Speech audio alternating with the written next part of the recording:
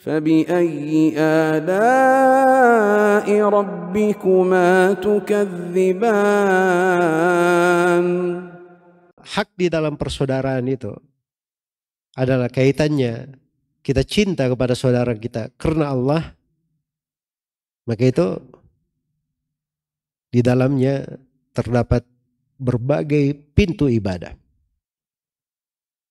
Terdapat berbagai pintu ibadah. Iya. Kayaknya kalau antum baca buku-buku akidah ya, Abu Bakar al-Ismaili dari ulama Syafi'iyah, Abu Uthman as-Sabuni juga dari ulama Syafi'iyah. Siapa?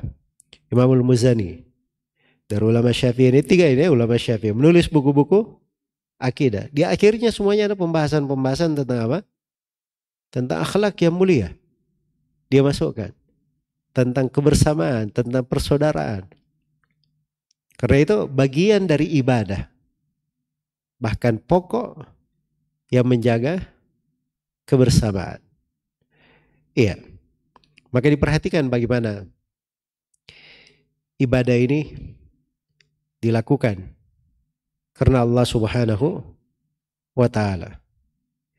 Iya. Baik.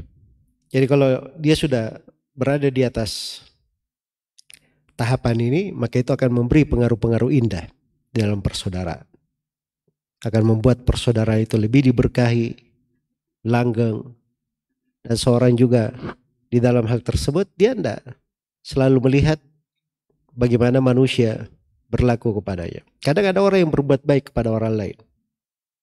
Orang lain tidak membalas dia seperti itu. Tidak membalas dia seperti itu. Dia pengen dibalas seperti perbuatan dia. Ini masalah lain lagi ini. Itu kadang juga ada sudut-sudut ikhlas yang perlu kita perbaiki di situ. Iya. Ada seorang itu berbuat sesuatu asalnya untuk Allah, bukan untuk orang yang dia berbuat baik itu. Jadi kalau orang yang dia perlakukan baik, membalasnya tidak seperti yang dia harapkan, itu tidak akan bermasalah bagi dia sama sekali.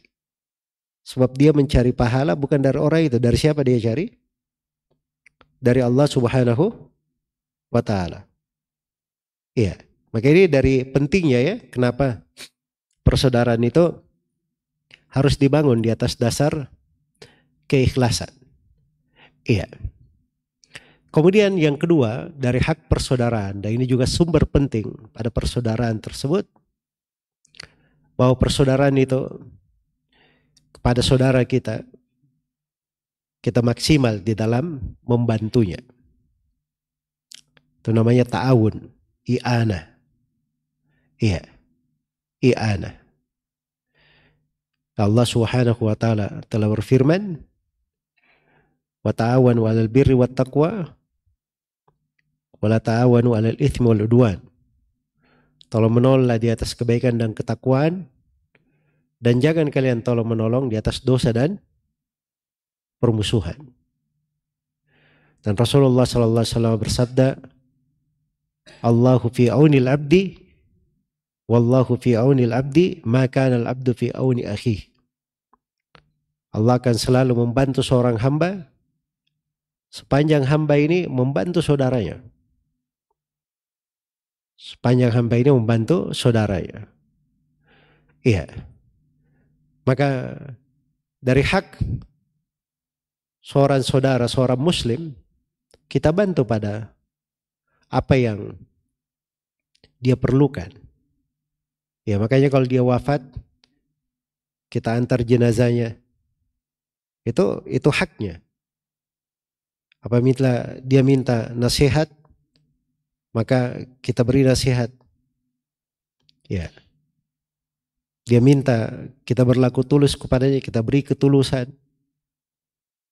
Itu apabila terjadi pada umat Islam ini, maka itu akan membangun tali persaudaraan dengan sangat kuat. Makanya para sahabat itu dikatakan sifat mereka dari kalangan Ansar ini, wa yu'thiruna ala anfusihim walau kana bihim khasasah. Mereka itu lebih mendahulukan saudaranya, bahkan di atas dirinya sendiri. Padahal mereka ada kesusahan. Padahal mereka sendiri ada kesusahan. Ya karena memang mereka melihat persaudaraan ini bukan hal yang merugikan dia. Oh ini kalau saya berbuat baik kepada saudara saya, tabungan saya jadi berkurang. Oh kalau saya berlaku seperti ini kepada saudara saya, harta saya akan menjadi sedikit. Dia tidak berpikir seperti itu. Dia berpikir bahwa ketika dia berbuat baik kepada saudaranya, itu artinya hakikatnya dia berbuat baik untuk dirinya sendiri. In ahsantum ahsantum li anfusikum wa in asa'tum falaha. Ya, kalau kalian berbuat baik maka kalian artinya berbuat baik untuk diri kalian sendiri. Berbuat baik untuk diri kalian sendiri. Dan kalau kalian berbuat buruk, kalian sendiri akan menanggungnya. Jadi perbuatan baik itu jangan selalu kita lihat bahwa ini akan merugikan kita. Tapi pada hakikatnya itu keuntungan untuk kita sendiri. Kebaikan untuk kita. Itu sudut-sudut kita melihatnya ya. Pada hal-hal yang terkait dengan persaudaraan. Makanya Nabi itu pernah bilang, al-mu'min girrun karim. Seorang mukmin itu gir. Tahu artinya girrun? Girrun itu gimana ya? Terlalu baik begitu. Kadang dia ditipu karena dia terlalu baik, terlalu dermawan. Ya, jelas ya. Dia tahu ini kalau saya datang ke sana si fulan ini, ya dia tidak ada duit pun. Kalau saya nangis-nangis depannya, pasti dia carikan saya, dia beri saya. Dia sudah tahu gayanya ini. Itu mukmin itu. Mukmin itu girun karim. Kadang dia sudah tahu ini orang sudah pernah berbuat begini kepada dia, tapi hatinya itu selalu dermawan. Ya, sudah ketemu orang dia sudah senyum, sudah selesai, kayak seakan-akan tidak ada masalah sebelumnya. Itu bagus itu. Itu sifat seorang mukmin. Sifat seorang mukmin. Karena pada dasarnya dia berpikir berbuat apa yang dia telah lakukan itu untuk dirinya sendiri. Makanya ketika manusia berbuat yang tidak baik terhadap dirinya, maka itu tidak terlalu bermasalah di hatinya. Tidak terlalu bermasalah di hatinya. Maka dasarnya seorang itu ketika dia ingin menjaga dari ukhuwah, maka dia harus mengedepankan. Pada ukhuwah itu dia memberikan sesuatu, membantu, mengedepankan apa yang bisa dia berikan. Iya. Bukan dia menunggu diberi. Bukan dia menunggu diberi.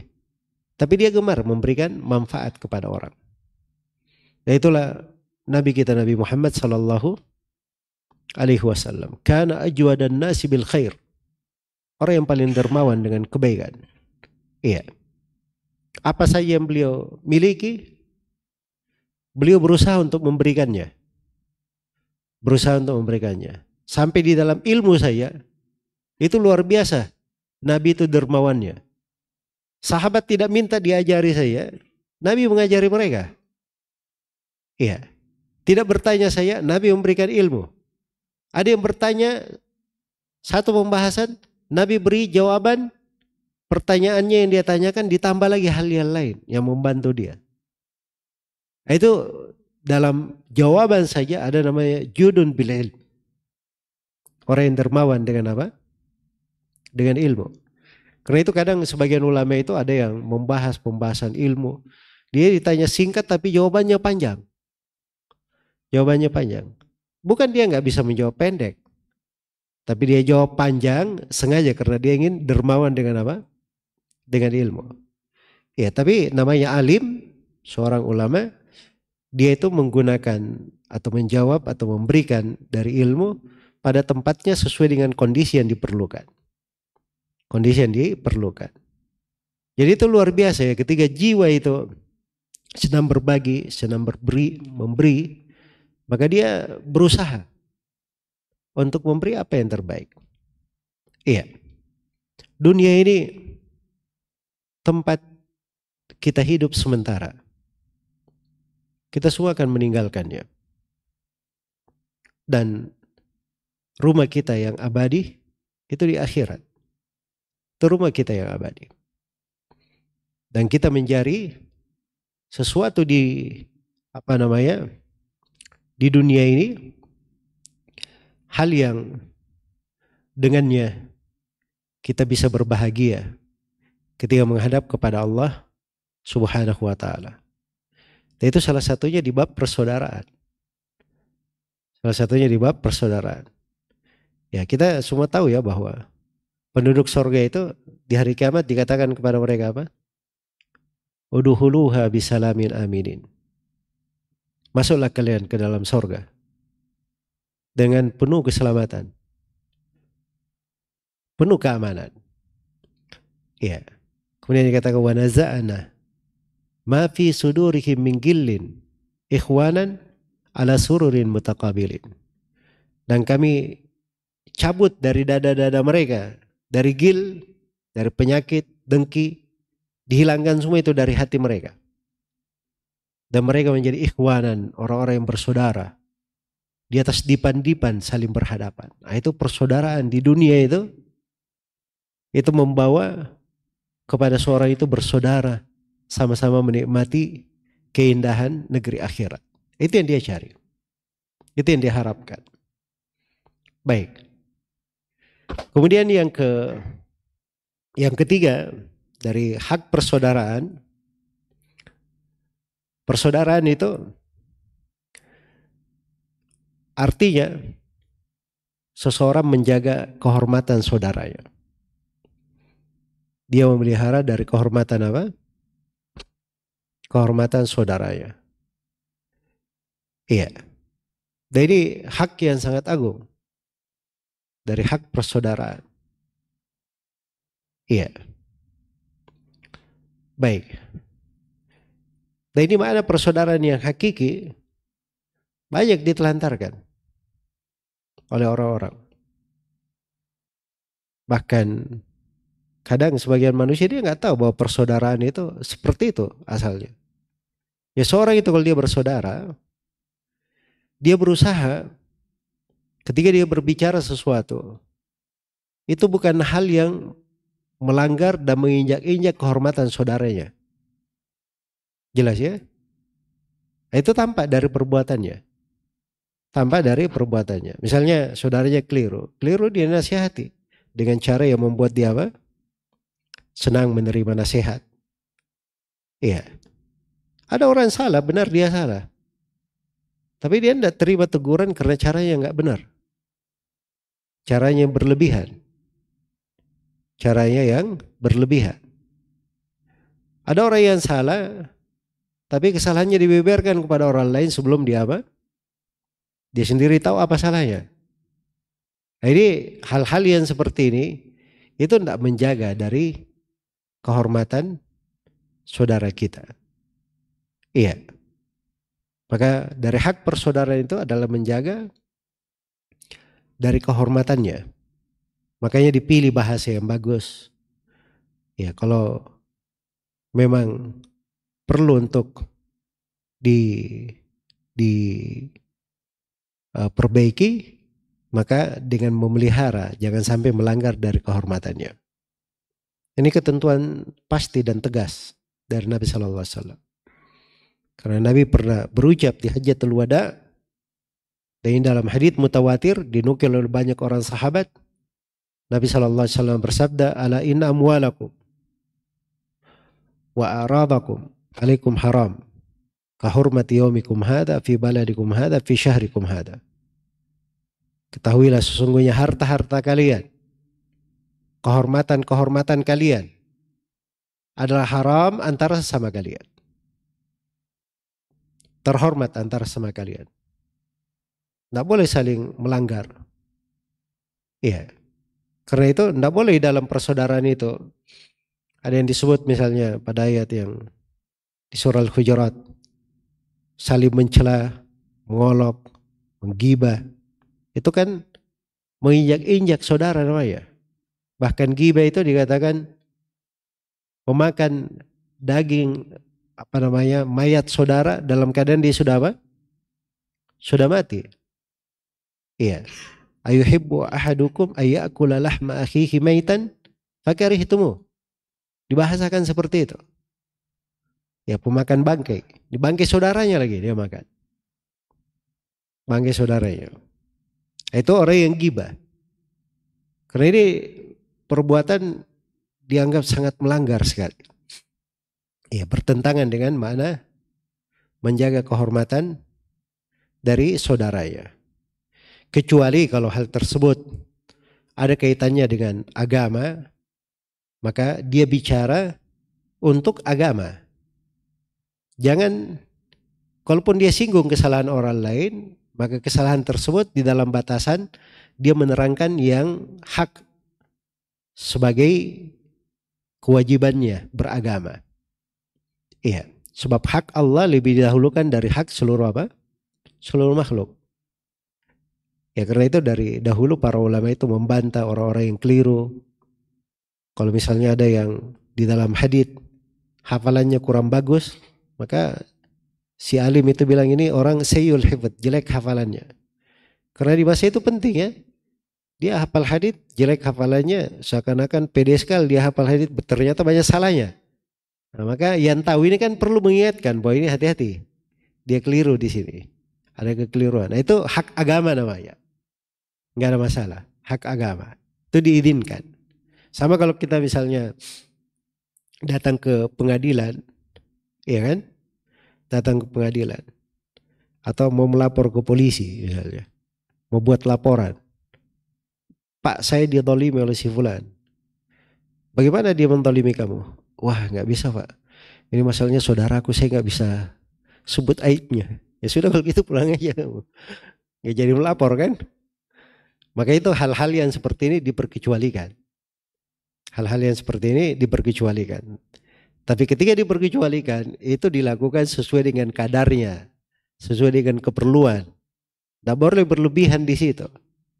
Tidak boleh berlebihan. Yang menjadi masalah ini kalau ghibah, namimah, ghibah itu artinya membicarakan aib orang. Namimah dia menukil pembicaraan seseorang kepada orang lain dengan niat mengadu domba, itu disebut namimah. Ya. Atau dia berucap dolim kepada orang, berucap dusta. Ini kalau tersebar, ini pasti sebab perpecahan, sebab permusuhan. Sebab permusuhan. Maka makna-makna ini bertentangan dengan makna persaudaraan. Persaudaraan itu dibangun di atas makna menjaga kehormatan. Menjaga kehormatan. Itu dasar penting di dalam persaudaraan. Harus dijaga dari apa? Dari kehormatan saudara kita. Iya. Kemudian dari hak persaudaraan, ini juga sumbernya adalah kita memberi saudara kita itu dari pengajaran apa yang dia perlukan untuk kebaikan dunia dan akhiratnya. Bahkan itu mungkin dari hak persaudaraan yang sangat besar sekali. Iya. Ilmu. Ilmu ini hal yang mengikat antara umat Islam. Sebagaimana ilmu itu kata sebagian ulama kita nasabun baina ahlihi. Dia adalah nasab antara orang yang belajar. Jadi begitu dia masuk belajar ilmu, itu seakan-akan dia sama nasab itu, masuk dalam nasab yang sama. Sebab dia tahu asal usulnya. Kamu belajar di mana? Oh ini dari, ketemunya sama nanti, ujungnya gurunya sama, sumber muara ilmunya sama. Makanya dikatakan ilmu itu nasab antara apa? Orang yang menuntutnya. Nah, karena ilmu itu nasab, orang senasab harusnya kan dalam pembahasan ilmu itu akan membuat persaudaraannya lebih erat, lebih dekat, karena sama-sama menghendaki kebaikan. Iya. Namun kadang syaitan itu masuk dalam fenomena ya seperti itu, sehingga kadang kita ketemukan kadang sebagian majelis taklim Seakan-akan dia harus pisah dengan majelis yang lainnya. Padahal yang semuanya menganggap dirinya belajar Al-Quran dan Sunnah juga. Ini menjadi repot ya. Karena ilmunya, di dalam ilmu yang dipelajari, kadang kita kurang mendetailkan makna ilmu itu. So, kalau dia pelajari ilmu yang benar, dengan ikhlas, maka ilmu itu nasab antara penuntutnya. Nasab antara penuntutnya. Iya. Dan ini perlu diperhatikan ya, karena saya kadang lihat dari fenomena ya, majelis-majelis ilmu, apalagi kalau majelis-majelis ilmunya dilakukan bukan di masjid, nah itu biasanya potensi ada jarak antara sebuah majelis taklim ini ke majelis taklim yang lainnya, kadang memberi jarak yang tidak baik antara keduanya. Tapi masjid itu tempat untuk bersama. Tempat semuanya bisa datang ke situ. Iya. Nah, itu indahnya. Dan kenapa memang masjid diletakkan selain dari banyaknya berkah, turun rahmat dan seterusnya. Karena memang itu adalah sumber yang mempersatukan. Iya. Sumber yang mempersatukan. Adapun majelis taklim di selain rumah itu boleh saja, nggak ada masalah. Di selain masjid ya, dari rumah-rumah misalnya, boleh saja majelis taklim di rumah-rumah, nggak apa-apa. Tapi ingat, makna dan ruh majelis taklim yang ada di masjid itu ada juga di rumah-rumah itu. Iya, dijaga dari kebersamaan, dari persaudaraan. Dia semangat semua orang bisa mendapat hidayah, bukan menjadi sebab antara si A dan si B, antara si fulan dan Allan ada masalah antara si fulana dengan Allana, terjadi persaingan, ya bukan itu makna yang diinginkan. Tapi bagaimana dijaga semuanya bersama. Dilihat saudaranya misalnya mengajarkan sunnah, dia juga mengajarkan sunnah, maka dia syukuri orang lain mengajarkan sunnah itu. Makanya kata Sufyan Ats-Tsauri rahimahullahu taala, kalau kamu temukan ada seorang ahli sunnah di timur bumi sana atau di barat bumi, sampaikan salam saya kepadanya. Sampaikan salam saya kepadanya. Betapa sedikitnya ahli sunnah. Ini dulu ya, di masa di Sufyan Ats-Tsauri ini masih dihitung ke tabiut tabiin yang paling muda. Iya. Atau dia setelah tabiin sedikit. Sufyan Ats-Tsauri. Masa itu masa keemasan. Masa keemasan. Karena sebagian ahli hadits di bawah beliau, satu kali duduk, hadir di majelisnya 20.000 orang. Hadir di majelisnya. Tapi bersama dengan itu, beliau bilang betapa sedikitnya ahli sunnah. Betapa sedikitnya ahli sunnah. Jadi maksudnya bahwa kita memiliki saudara itu nikmat yang sangat besar. Nikmat yang sangat besar. Apalagi orang-orang yang mengenal sunnah. Karunia yang sangat besar. Ya, kalau ada orang yang berada di atas kebaikan, didukung di atas kebaikan tersebut. Baik, nah disitulah pentingnya ilmu juga.